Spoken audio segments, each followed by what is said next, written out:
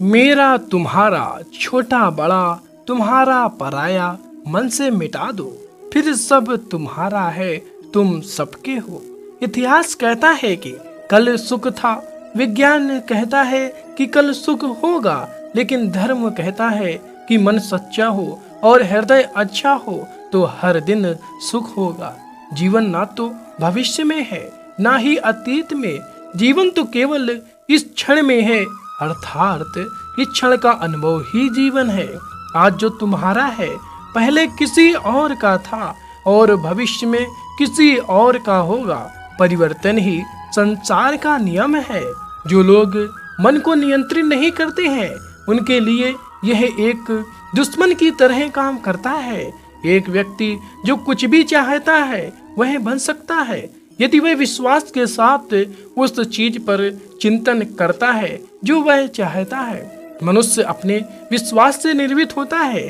जैसा वह विश्वास करता है वैसा वह बन जाता है।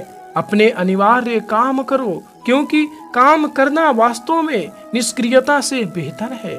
फल की इच्छा छोड़कर कर्म करने वाला व्यक्ति अपने जीवन को सफल बनाता है। सज्जन अच्छे आचरण वाले सज्जनों के बीच रहना चाहते हैं। नीच लोग केवल नीच लोगों में रहना चाहते हैं। जिसके स्वभाव से जो प्रवृत्ति उत्पन्न हुई है वह उस प्रवृत्ति को नहीं छोड़ती। दिव्य धन वाले व्यक्ति में भय का पूर्ण अभाव और सभी के लिए प्रेम की भावना होती है। जो होने वाला है वह होकर ही रहता है और जो नहीं होने वाला है वह कभी नहीं होता। जिसकी बुद्धि में ऐसा संकल्प होता है वह कभी चिंता नहीं करता। किसी और के जीवन की नकल करके पूरी तरह से जीने की तुलना में स्वयं को जानकर अपूर्ण रूप से जीना कहीं अधिक बेहतर है। समय से पहले और भाग्य से अधिक किसी को कुछ प्राप्त नहीं होता। अच्छे काम करने के बावजूद लोग आपके बुरे कामों को ही याद रखेंगे। इसलिए लोग जो कहते हैं उस पर ध्यान न दें, अपना काम करते रहें। जो लोग बुरे कर्म करते हैं, सबसे नीच लोग जो आसुरी प्रवृत्ति के हैं और जिनकी बुद्धि माया द्वारा भस्म हो गई है, वे मेरी पूजा नहीं करते हैं या मुझे प्राप्त करने का प्रयास नहीं करते हैं। ऐसा कुछ भी नहीं है, चेतन या अचेतन, जो मेरे बिना अस्तित्व में हो सकता है। जो लोग इस ज्ञान में विश्वास नहीं करते हैं वे मुझे प्राप्त किए बिना जन्म और मृत्यु के चक्र का पालन करते हैं। जिसने मन को जीत लिया है उसने पहले ही परमात्मा को प्राप्त कर लिया है, क्योंकि उसने शांति प्राप्त कर ली है। ऐसे व्यक्ति के लिए सुख और दुख, ठंड और गर्मी और मान अपमान एक ही समान है। किसी जरूरतमंद व्यक्ति को बिना किसी हिचकिचाहट के जो दान कर्तव्य के रूप में दिया जाता है वह सात्विक माना जाता है। पवित्रता, सरलता, ब्रह्मचर्य और अहिंसा, भगवान, ब्राह्मण, गुरु, माता पिता जैसे गुरुओं की पूजा करने के लिए शारीरिक तपस्या है। जो हर जगह मुझे देखता है और मुझ में सब कुछ देखता है उसके लिए मैं कभी आदर्श नहीं हूँ, न ही वह मेरे लिए आदर्श है। अपने आप को जीवन के योग बनाना ही सफलता और खुशी का एकमात्र तरीका है। जिस प्रकार मनुष्य पुराने वस्त्रों को त्याग कर नए वस्त्र धारण करता है, उसी प्रकार आत्मा पुराने तथा अनुपयोगी शरीर को त्याग कर नए शरीर को धारण करती है। जो कर्म में आकर्म देखता है और आकर्म में कर्म देखता है वह सब मनुष्यों में ज्ञानी है और सब प्रकार के कर्मों में लीन होकर दिव्य अवस्था में रहता है। गुरु की दीक्षा के बिना प्राणी के सभी कार्य निष्फल हैं। प्रत्येक व्यक्ति अपने कर्म के गुणों का पालन करके पूर्ण बन सकता है। यज्ञ, दान और तपस्या के कर्मों को कभी नहीं छोड़ना चाहिए, उन्हें हमेशा संपन्न किया जाना चाहिए।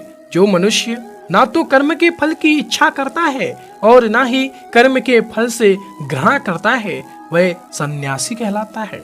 जो व्यक्ति अपने कर्मों के परिणाम के प्रति आश्वस्त है और जो अपने कर्तव्य का पालन करता है वही सच्चा योगी है।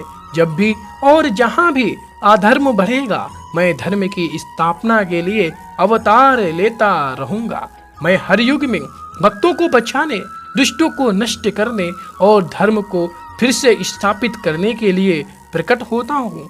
जो लोग नियंत्रण भक्ति के साथ मेरी पूजा करते हैं, मैं उनकी जरूरतों को पूरा करता हूँ और उनके पास जो कुछ भी है उसकी रक्षा करता हूँ। कमजोरी ईश्वर द्वारा दी जाती है, लेकिन मर्यादा मनुष्य के अपने दिमाग से बनाई जाती है। भय होने से भविष्य के दुखों को नहीं रोका जा सकता है। भय केवल आने वाले दुख की कल्पना करना है। क्रोध से भ्रम उत्पन्न होता है, भ्रम से बुद्धि व्यग्र हो जाती है। जब बुद्धि व्यग्र हो जाती है तब तर्क नष्ट हो जाता है, और जब तर्क नष्ट होता है तब व्यक्ति का पतन हो जाता है। जिसने जन्म लिया है उसकी मृत्यु निश्चित है, और मृत्यु के बाद पुनर्जन्म भी निश्चित है। दूसरों के साथ वैसा व्यवहार न करें जैसा आप दूसरों के व्यवहार को पसंद नहीं करते हैं। मानव कल्याण भगवत गीता का मुख्य उद्देश्य है। इसलिए मनुष्य को अपने कर्तव्यों का पालन करते हुए मानव कल्याण को प्राथमिकता देनी चाहिए। मनुष्य को जीवन की चुनौतियों से भागना नहीं चाहिए, या भाग्य और ईश्वर की इच्छा जैसे बहाने का उपयोग नहीं करना चाहिए। स्वयं को ईश्वर को समर्पित कर दो, यही सबसे बड़ा सहारा है। जिसने भी इस सहारे को पहचान लिया है वह भय, चिंता और दुख से मुक्त रहता है। ना तो यह शरीर तुम्हारा है और ना ही तुम इस शरीर के मालिक हो। यह शरीर 5 तत्वों से बना है: अग्नि, जल, वायु, पृथ्वी और आकाश। एक दिन यह शरीर उन 5 तत्वों में विलीन हो जाएगा। कोई भी व्यक्ति जन्म से नहीं बल्कि अपने कर्मों से महान बनता है। तुम व्यर्थ चिंता क्यों करते हो? तुम क्यों डरते हो? तुम्हें कौन मार सकता है? आत्मा कभी जन्म नहीं लेती और ना ही कोई इसे मार सकता है। यही जीवन का अंतिम सत्य है। मन, इंद्रियों, श्वास और भावनाओं की गतिविधियों के माध्यम से ईश्वर की शक्ति हमेशा आपके साथ है। बुद्धिमान व्यक्ति को समाज के कल्याण के लिए आसक्ति के बिना काम करना चाहिए। अपनी इच्छा शक्ति के साथ अपने आप को नया रूप दें। स्वयं को कभी भी स्वयं की इच्छा से निराश ना होने दें। इंद्रियों की दुनिया में कल्पित सुखों की शुरुआत और अंत है, और दुख को जन्म देते हैं।